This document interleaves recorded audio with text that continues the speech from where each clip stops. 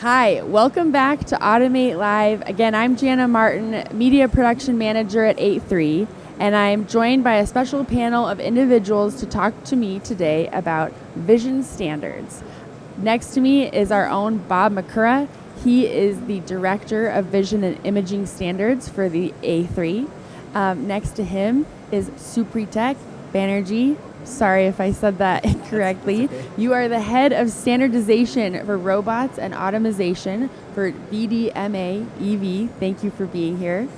And then, of course, at the end, we have Masahito Watabe from Atomic. And you are the vice chairman at GigE, which is Japan Industrial Imaging Association. He's the chairman.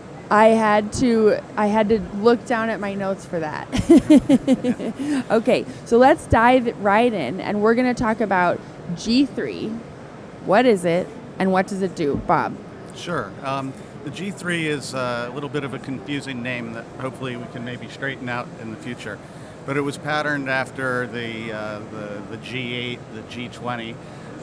Originally, three associations got together and said that we really needed to cooperate on machine vision standardization. Standardization is expensive and complex, and we have a number of regions involved, so it really makes it important to be efficient in standards development. So the primary thing we do is communicate. We meet twice a year, usually face-to-face. The G3 also does a lot of other things. We set up standards booths at each other's shows, and we offer space. Here you have three members of the G3, there are five associations, A3, EMVA, VDMA, CMVU, and GIA. That's a lot of acronyms to remember. It is. But you've got three of us here, and we have a standards booth here at the show where we set up our demonstrations on our standards. We wish we had our other two associations here, but we realize we can't always be at all the shows. That's pretty cool, though, to get everybody together here. So if you would maybe say a few words about why it's important for you to be here at this event. Why do you like coming to each other's events? Yeah, so we have heard the buzzwords of Internet of Things everywhere, right? Now the concept of Internet of Things comes to the industry, which becomes industrial Internet of Things. And that's what the VDMA brings to the G3 table. So we are working on industrial Internet of Things standards, or we call them back home in Europe, Industry 4.0, so the fourth industrial revolution, where all the devices in the shop floor, factory floor, in the production environment are talking to each other. And when this happens, then you always need a common way of communication between machines through all the layers of the automation pyramid. If you don't have this common way, then you need to know about proprietary ways to talk to 10,000 millions of devices on the shop floor, and that's going to be crazy. And that's what we do. We, with Bob, with GIA, and within the G3, we talk about the machine vision, smart machine vision standard that is known as OPCUA for machine vision. That's the role of VDMA. That's why we are here, and we are anywhere. We are happy to support the G3 and with standardization efforts. And it's always good to talk to other associations which are working on standards, so that you do not do something that they have already done. Right. So you don't need to reinvent the wheel. You just take what is there established, and then you build on top of it. Very effective. And then GIA, from your perspective, why do you like to have this G3? Why is it so important to you to have this collaboration amongst the the 5 different standardization communities? Actually, we have vision standard, Quark Express, named Quark Express. When we start that development, there are many contributors want to join us. But as long as I know, we only have a domestic scheme. So to make an international standard, we need to gather many various contributors from the world. That's why we are asking to establish this scheme. That is most likely same timing, starting the Quark Express and starting international standard starting G3. So that's why we are really hope to establish this kind of scheme with A3 and with EMBA at that moment. And now we have a 5 association. That is very important to make internationalized standard for the world of massive vision world.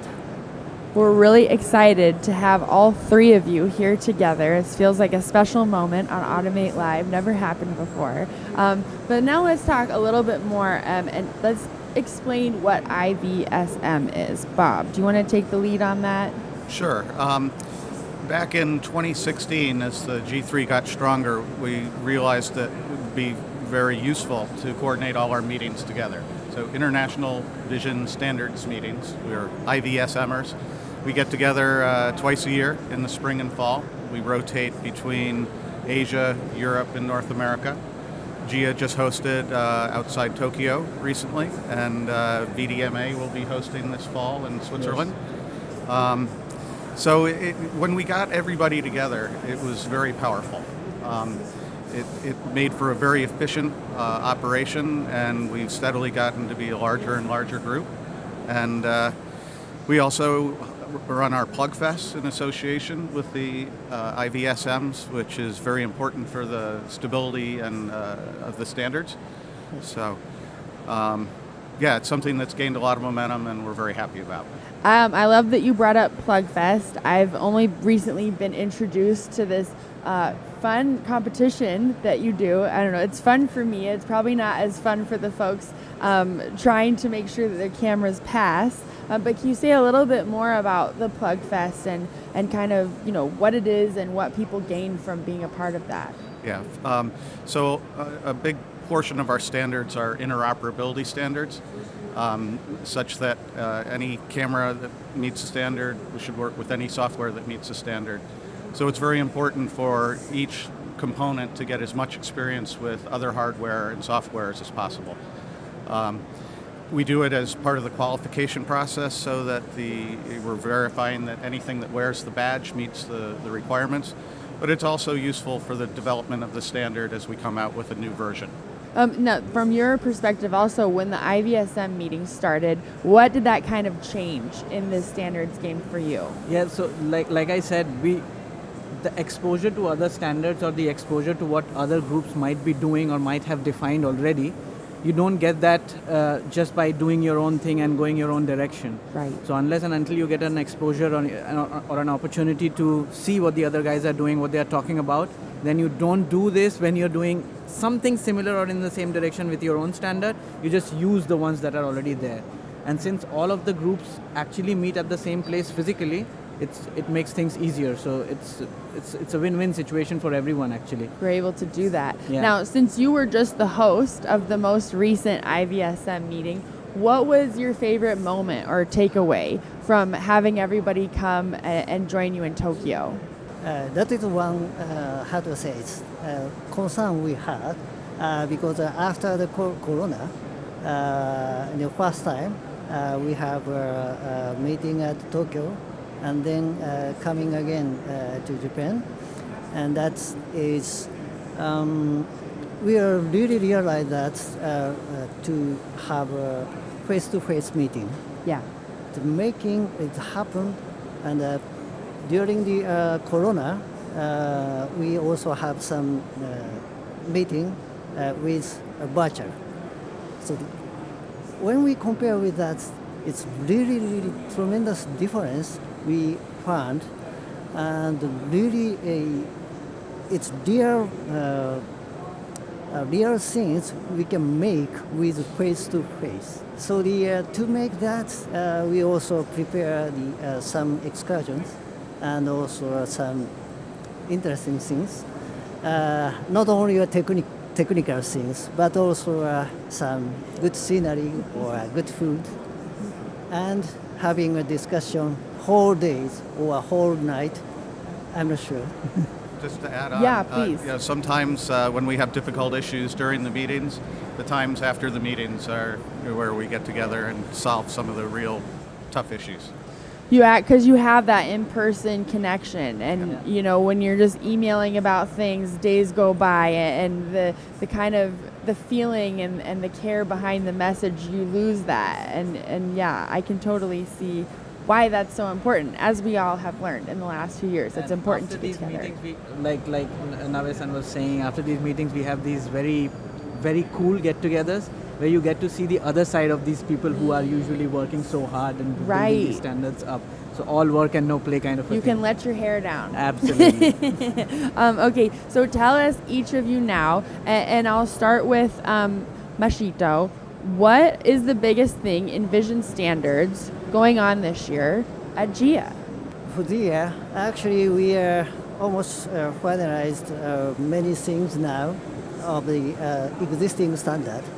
So now we are really focusing on have a collaboration with associations, but not only in D3, but also like ISO, IEC, ITUT, but those kind of standardization bodies need to have a collaboration with us because our machine vision application is widely used, and in the past we only focusing on the factory floor, but this technology is nowadays using for many type of applications. That's why we need to have a collaboration with not only for G3, but the other association. That is focusing on now for GIA. Of course, we have doubling speed or something technical a revolution is waiting for that. For example, the fiber, using fiber collaboration with every standard, or using a copper doubling speed or something like that. But the key thing is make a good collaboration with various standard bodies. That is this year's key things that we see. A big year for GIA, no Yes. doubt. Okay, and then now let's talk about what is going on at VDMA. So at the this year. VDMA, we are going full accelerator on the Industry 4.0 or Industrial Internet of Things concept, and we are at the moment we are focusing on OPC UA for the operation as the operative technology, and then we also have a separate entity called the IDTA, which is focusing on the digital twin aspects. And then we marry these concepts together to really create the digital factory of the future. And that is what we are really hoping forward to. And seeing the response here and the way that smart industries is being pushed by all these great players in the industry, it's a good feeling. So this year will be we will be banging on that. It's an exciting year, and exciting. Everyone will be heading out to your neck of the woods this fall for the next meeting. Yes, for the next IVSM, yes. And then, Bob, from your point of view, just to wrap things up here, what are we excited about A3 in terms of standards this year? So GigE Vision is working on breaking the 10 gig barrier. While GigE Vision is scalable to all speed grades of Ethernet, using the current streaming protocol, we're really capped at 10 gigs. We're going to be using a new protocol, or adding a new protocol to the standard, which will take us up to 400 gigs, which is quite big news. We made very significant progress over at the last IVSM in Tokyo. I expect a lot more progress in Switzerland at the next meeting, and hopefully early next year we'll have GigE Vision version 3. Wow, stay tuned for exciting news on that. Yes. So let's just wrap up, and I'll go to each of you. First, let's talk, if somebody's interested in finding out more about GIA and getting involved, how should they do that? It's quite simple to gather the contributors and to gather the power of associations. That is a key of it. And Bob, what would you say for that? All of us have our websites where we Yep. talk about our standards. We're all easily contactable.